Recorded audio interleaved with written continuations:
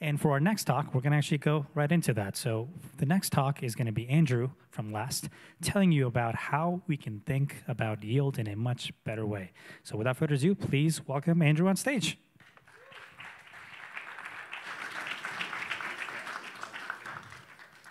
Thank you. Oh, excellent. Hey, everybody. I'm Andrew.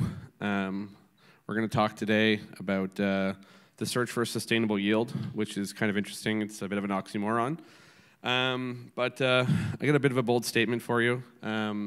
This is just some background about myself. I've been in the space for a little while. But ultimately, you know, like a lot of people are going to hate this, maybe some of the hard builders in the space, but yield actually has product market fit in our ecosystem. It's really kind of you know, highly financialized in nature. If you look at our space, it kind of speaks about what's going on today. But ultimately, like, it is the second largest category of all applications on our ecosystem. The first largest being stablecoins, actually, which is actually a large part of the yield itself. But when I say yield, like, what am I even talking about? Yield is an interesting term. It actually comes, a little bit of history here, from farming.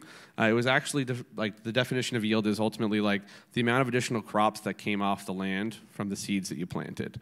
And so depending on how you farmed and tended to your land, you actually got more ROI. And that kind of translates into more actual food for the table, which generated more money for you as the farmer itself.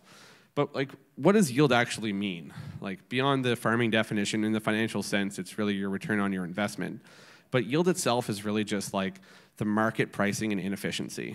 So a great example of this is, I'm sure you're all familiar with it, is Athena. So Athena allows you to tokenize the basis carry trade, you know, long the spot, short the perp.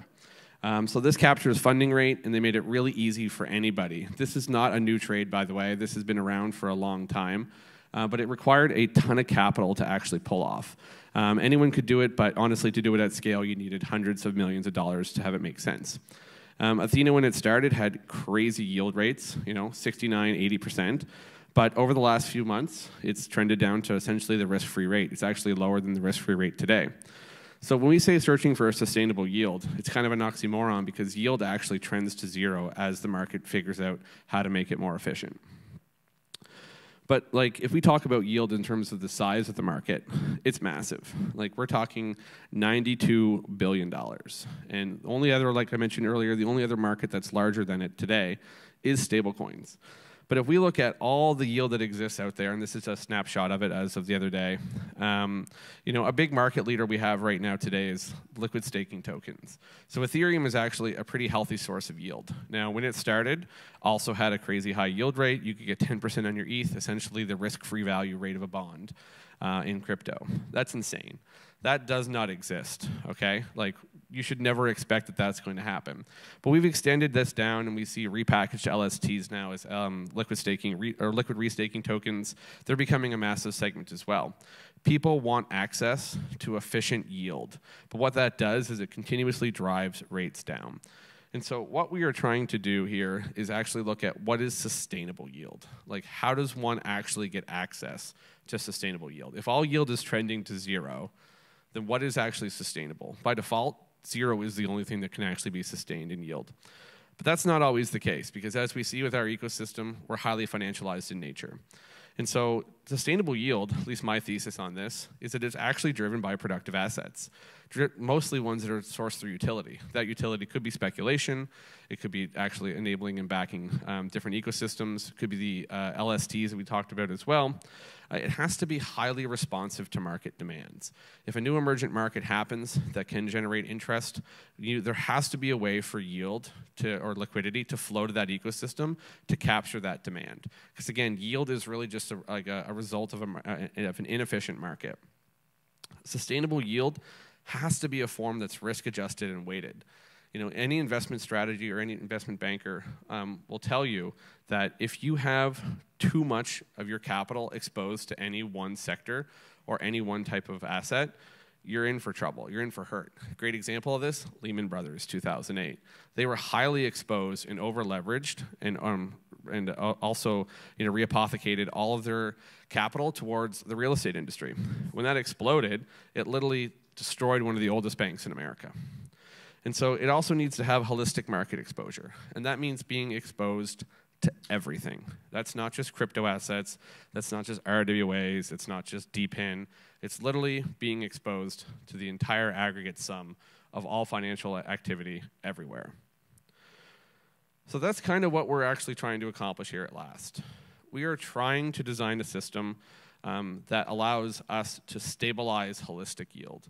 And what I mean by that is if we have access or we've created a way to get exposure to all the different things inside of an ecosystem, we want to convert all that capital and that value into something tangible and real for users. And that today is actually stablecoins. Everyone wants access to stable money. Everybody wants to be comfortable and feel like they're not going to have the rugs pulled out of them. Some of us here, myself included, have probably been, the victim of, technical collapse and crash, technical issues or a crash in a market, and has lost money as a result of it. For me, it was Oracle failures on Black Thursday with MakerDAO. And so we want to give people comfort and safety and security around having their money and what it's looking like in terms of how they get access to it. We, as a design, are complementary to other networks. So our goal isn't to be out here and to try and take users from other protocols. We're actually flipping it on its head. We're paying people to go put their money to work on other chains and other protocols by design. As a thesis for our network, we believe in returning all value that's captured and created by the network itself, its deposits, and its activity, back into the hands of the people that actually created that value to begin with. And so our whole model and economic thesis is around cash flow reinvestment. And ultimately, we aim to make all the yield that's captured into the network exportable to other places. So when I say complementary to other networks, it kind of sounds like a little bit of a kumbaya or like, oh, I'm sure. But ultimately, what we want to allow people to do is to restake their value, their yield-bearing assets from other networks and other ecosystems and bring it to us. And what we offer in exchange to these other protocols is we say, hey, you can import our stablecoin back. You get access to yield, which may not exist to begin with on your ecosystem. And so cash flow reinvestment, again, is like probably one of the oldest tricks in the book when it comes to businesses. If you look at your typical crypto protocols today, they actually focus on attention. They don't focus on driving revenue. They don't focus on growth outside of the attention economy. Most protocols will use that attention that they capture and they'll launch a token as a means to actually try and drive value. But incentives today are highly misaligned with the actual user base. They often come from inflationary tokenomics or inflationary economics, and they're not sustainable by design. They're hoping that at some point in time, the attention grows so large that when they launch these assets, that attention just swallows them up, the price moons, and somebody gets a liquidity event. We don't think that's fair. We don't think it makes sense for a long-tail economy to actually thrive and to grow. One of our mantras we actually have here at Last is actually, it's part of our namesake, is build to last. We don't build for hype cycles. We don't build for narratives. We try to build systems that actually can stand the test of time, backed by quality economics and actual good game theory thinking. So our whole model here is to take external revenue that we capture from different protocols and pay it back to people like builders through rev sharing agreements and an incentive marketplace to help them grow. We want to ensure that our governors have access to actually an incentive to be there. I can't really see hands that well, but I'm sure some of you in the ecosystem have been a part of DAOs. Some of you may know that participating in a DAO is sometimes a very onerous or painful process. Voter fatigue, wanting to actually go and show up. It sucks when you feel like you're obligated to do this, but your only reward is some incentive that you got maybe 2-3 months ago. We see this with retroactive public goods funding. There's a lot of complaints on Twitter. There's a lot of complaints in the ecosystem around how it is to actually be a part of these ecosystems. You get literally no remuneration for doing this. So we want to flip that on its head again and say, governors, you should get paid to vote. You should actually have a financial incentive to want to drive an outsized return. That does have its challenges in terms of how we actually design and think about our systems. But ultimately, at the end of the day, anything is better than the current status quo we have. As what we're seeing right now in the ecosystem, it does not scale. It always ends up being the same group of individuals, not necessarily the individuals, the people themselves, but largely whales who get delegated these massive piles of tokens, and they only vote for their own incentives. They don't actually care about the will of others. And so we're trying to ensure we have a model that allows for those that are on the ground actually doing the hard work get paid for it. And ultimately, liquidity providers drive our ecosystem. Any financial application to date needs large-scale deposits of liquidity. And so we want to make sure that everyone that participates in our ecosystem, we actually allow for them to get paid across the board, always. And so our mission, we basically say, is that our chain, our design is all around, at the end of the year, the entity that operates and facilitates things should actually have made no money. It should have given all the money back. And so when I talk about exportable yield, one of the things I've noticed from our ecosystem to date is that we actually have this Cambrian explosion of new networks. And I admit we are actually adding to the noise in a lot of respects. But one thing that's common across all of these ecosystems is access to yield is tantamount. They're always looking for a way to drive value. Since yield is such a massive product market fit, it makes sense to try and associate your network with it. One of our missions here is to make that super easy for new emergent ecosystems to tap into the overall aggregate yield rate that we collect. And so, if you think about how this works today, typically speaking, you go and you make a partnership or you work with somebody to drive revenue and to drive value to your yield source for your chain. We've seen some cool designs emerge in the last year, Blast being one of them, doing the native yield chain, allowing you to get real-time access to that yield on your ecosystem. But exportable yield, how do you make that scale? And so one of the models we're thinking about now is that those that actually come and participate in our ecosystem will be incentivized to proliferate the stablecoin to other networks and other ecosystems. Rather than having to forge a partnership with us to make that happen, it should be able to anyone to actually be able to go do that and drive value and drive income as a result of that. And so we do this by allowing for our model for governance. It's a vote escrow system. It has its own little flavor and feel to it, though, where rather than just having one protocol be able to deposit onto a gauge or to have a bribe market, we actually open that up to literally everybody. On every chain, every protocol, you can come in and you can get a way to incentivize participation in your ecosystem, including exporting that yield back out. So how do we actually work? I'm making some lofty claims here. So what's the secret sauce that we actually are able to do what we want to do? And so ultimately, at the core of all this is really our accounting engine. And so it's a fancy way to talk about state updates on other chains.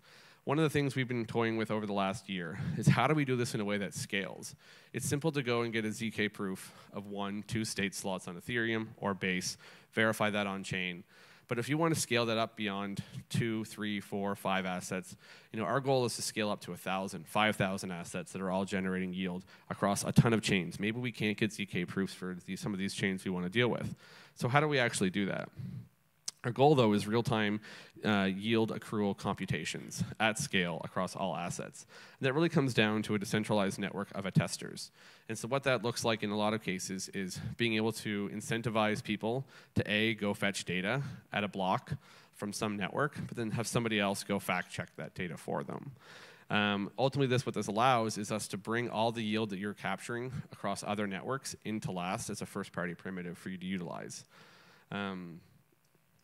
Our network itself, we are a sovereign rollup by design. We want to make sure that this is where everyone has easy access to deploy any applications. We believe aggressively that the EVM is really the floor of what an application developer wants or needs rather in the ecosystem. The tooling is just so great. It's really hard to branch away from this, but we don't think it's the only offering you should have available to you. So we are planning on exploring some additional models around the EVM. There's a great VM that's been done by Arbitrum called Stylus. It's EVM Plus for those that aren't aware. It allows you to actually compile your code into WASM, which expands the language opportunities that are available for your developers on your network. So we're definitely exploring some of that stuff. And we are hardcore believers in the modular vision. One of the cool parts about modularity is that as new technology emerges, you can swap things out and you can actually enable for a better ecosystem. A great example of that today is the OP stack in the Succinct Labs work that's done around the converting your optimistic rollup into a ZK rollup. And so these types of things, it seems like silly to build in the modern era of blockchains today and not have access to some of these toolings. As I mentioned, we are a vote escrow style system. We think it's a really effective way to allow for those that want to have a say to have one. We've done some interesting things around it where we believe that your vote should count, but it shouldn't be the only way that a system moves forward. I've been a part of a lot of DAOs that don't work, and I have a joke I make a lot, but I think DAO stands for truly, does anyone operate? And the answer is actually no. And so we are actually using what we call an optimistic governance system. I think it was actually maybe pioneered by Frax, so shout out to them. But how it works is we have a council that actually sits there and makes decisions. But you as a voter, your role is actually to dissent. If you think something is not happening the way that it should or is healthy or good for the network, you need to stand up and say, I don't agree. Now, what happens when you do that, though, is you actually force direct democracy upon the system, which is really slow. And so if you say, hey, I don't think this is good, we need to have a full chain vote. We need to have a full quorum get reached. And if it can't get reached, it means you were correct. If it does get reached, though, you get a strike. The goal here is to prevent obstructionism, which is a big part of a lot of our ecosystems. You have one or two individuals who have a massive say in how an ecosystem should work, but they don't care about anyone but themselves. So for our model to work at scale, we need to have a highly fluid, highly capable governance system or governance model and actually have it go forward. What this does, though, is that it allows for people to actually come in, and even if you want to have a small say, you can still dissent. And it makes it easy for us to actually get corrective action on the system. If we have a case where the council's not operating effectively, we can hold elections to replace people on those councils. And it's interesting for me to say this. I've been a very negative proponent of council-based governance early into its design, and I was really concerned around the censorship model and how that would work. But ultimately, I've kind of seen the light and realized that highly friction-based systems really early on are what kill companies, or rather, kill protocols and the DAOs that emerge around them. I've left ecosystems because DAOs just can't get anything done. They just refuse to agree, and you get stalemates across the board. So it makes it really hard. It makes it really hard to make decisions and to try things that may or may not work. And ultimately, our model here is being built for builders. We want to ensure that protocols that want to come build alongside of us have everything that they need to succeed. And ultimately, that's access to incentives. I've said it to a few people today, but I'll say it again. Most protocols fail because they launch a token too early or they launch a token too late. For those that launch it too early, they have no idea what they're trying to incentivize. They don't know the positive sum behavior that they're looking to drive incentives towards. And so the issue is they have to spend a ton of money or a ton of emissions to figure that out. And often this leads to down-only prices because you've given out so much of your capital or so much of your protocol value to early participants who ultimately just use you as a form of yield. Mercenary capital comes in, farms your token to zero, protocol is dead because there's no interest. See you later.